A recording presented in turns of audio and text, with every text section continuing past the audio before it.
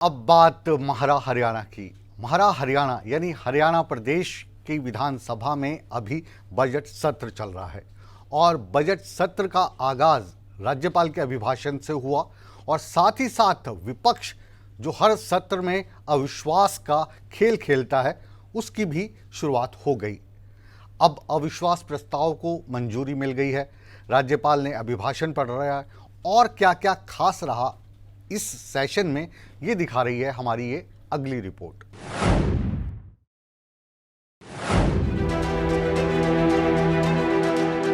हरियाणा का बजट सत्र काफी हंगामेदार रहने की उम्मीद है। इस बार के बजट सत्र को लेकर विपक्ष पूरी तरह से तैयार है, तो वहीं विपक्ष को उनके सवालों का जवाब देने के लिए सत्ता पक्ष ने भी तैयारी पूरी कर ली है। मंगलवार को राज्यपाल के अभिभाषण के साथ हरियाणा के बजट सत्र की शुरुआत हुई। राज्यपाल की ओर से प्रदेश की मनोहर सरकार के कामकाज को सदन के पटल पर रखा गया। आइए आपको बताते हैं कि राज्यपाल के अभिभाषण में क्या कुछ खास रहा। इस वर्ष को मनोहर सरकार संकल्प से परिणाम वर्ष के रूप में मना रही है।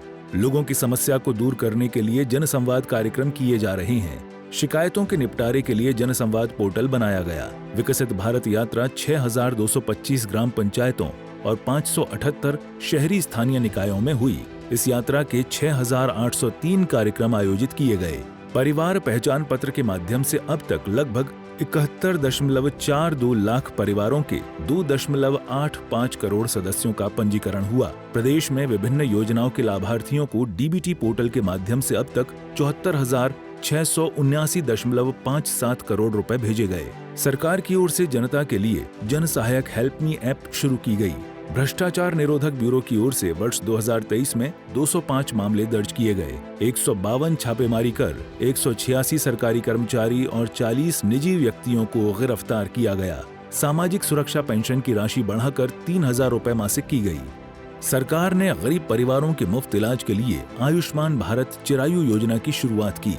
1,11,00,000 आयुष्मान चिरायु कार्ड बनाए गए। सरकार ने हाउसिंग फॉर ऑल विभाग और मुख्यमंत्री शहरी आवास योजना पोर्टल की शुरुआत की। डॉक्टर BR अम्बेडकर आवास नवीनीकरण योजना के तहत गरीब परिवारों को 80,000 रुपए का अनुदान दिया। इस योजना के तहत वर्ष 2022-23 में 11,700 से अधिक लाभार्थियों को लगभग 95,79,00,000 रुपए की राशि दी गई। सरकार ने प्रधानमंत्री लघु व्यापारी मान धन योजना के तहत खुदरा विक्रेताओं और दुकानदारों को पेंशन दी। प्रदेश में 19,920 करोड़ रुपए की लागत से 32,915 किलोमीटर लंबी सड़कों का सुधार किया। यातायात को सुगम बनाने के लिए 13 टोल टैक्स बैरियर हटाए गए। सरकार ने 13 लाख ग्रामीण घरों में पेयजल कनेक्शन देने का कार्य किया। किसानों को पराली का उचित मूल्य दिलाने के लिए सरकार ने कॉमन डिटरमाइंड प्राइस देने का निर्णय लिया। सरकार ने मुख्यमंत्री हरियाणा कर्मचारी दुर्घटना बीमा योजना लागू की। दिव्यांग महिला सरकारी कर्मचारियों को बच्चों की देखभाल के लिए 1,500 रुपए विशेष भत्ता दिया। ग्रामीण सफाई कर्मचारियों का सालाना वर्दी भत्ता 3,500 रुपए से बढ़ाकर 4,000 किया गया। हरियाणा का बजट सत्र काफी हंगामेदार रहने के आसार हैं। इस बार सदन में विपक्ष ने अविश्वास प्रस्ताव का दांव खेला है। बजट सत्र के पहले दिन अविश्वास प्रस्ताव के पक्ष में 18 विधायकों ने खड़े होकर सहमति जताई। अब सदन में 22 फरवरी को अविश्वास प्रस्ताव पर चर्चा होगी। माननीय सदस्यगण, मुझे श्री भूपेंद्र सिंह हुड्डा जी, नेता प्रतिपक्ष तथा 25 अन्य विधायकों से हरियाणा मंत्रिमंडल के विरुद्ध अविश्वास प्रस्ताव की एक सूचना प्राप्त हुई है जो निम्नानुसार है। हम श्री मनोहर लाल, मुख्यमंत्री के नेतृत्व वाले हरियाणा मंत्रिमंडल में अविश्वास व्यक्त करते हुए प्रस्ताव प्रस्तुत करते हैं।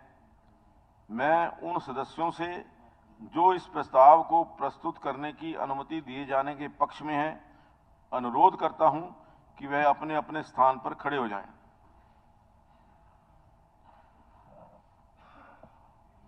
धन्यवाद। चूंकि 18 से अधिक सदस्य अपने स्थानों पर खड़े हैं, इसलिए इस पर अब दिनांक 22 फरवरी 2024 को चर्चा के लिए अनुमति प्रदान की जाती है। राज्यपाल की ओर से सरकार की सभी उपलब्धियों से सदन को अवगत कराया गया। हरियाणा के बजट सत्र में इस बार विपक्ष की ओर से अविश्वास प्रस्ताव रखा गया है। आपको बता दें कि इससे पहले 2021 में भी हुड्डा अविश्वास प्रस्ताव लाए थे और सदन में अविश्वास प्रस्ताव खारिज हो गया था। सूर्या समाचार के लिए चंडीगढ़ से रवि चंदेल की रिपोर्ट।